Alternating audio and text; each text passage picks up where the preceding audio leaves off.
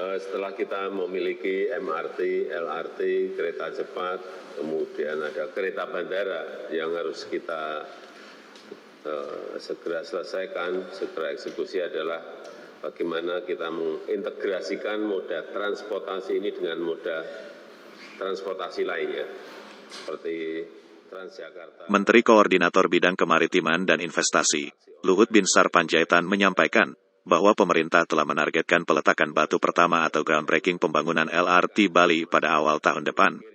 Hal ini disampaikan Luhut usai mengikuti rapat terbatas mengenai integrasi moda transportasi publik di Istana Merdeka Jakarta pada Rabu tanggal 27 September tahun 2023. Luhut mengatakan, dalam ratas tersebut Presiden Joko Widodo meminta untuk melakukan studi lanjutan pembangunan LRT Bali.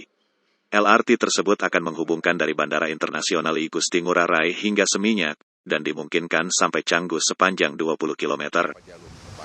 Dan kemudian tadi Presiden juga sudah memutuskan kita lakukan studi lanjutan untuk LRT di Bali dari lapangan terbang sampai kepada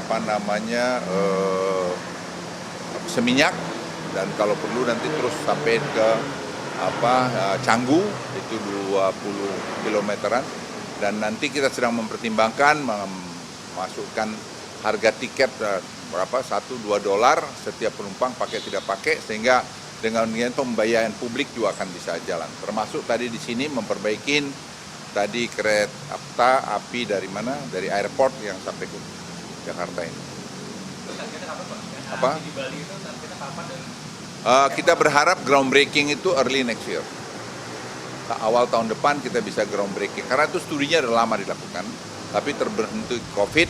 Tadi kita hidupkan lagi karena kalau tidak dilakukan itu tahun 2026 itu airport Ngurah Rai akan stuck karena penumpang akan 24 juta pada waktu itu. Ya itu kalau tapi cepat Presiden mungkin akan lakukan soft launching tanggal 1 Oktober ya, kemudian nanti ya kita lihat.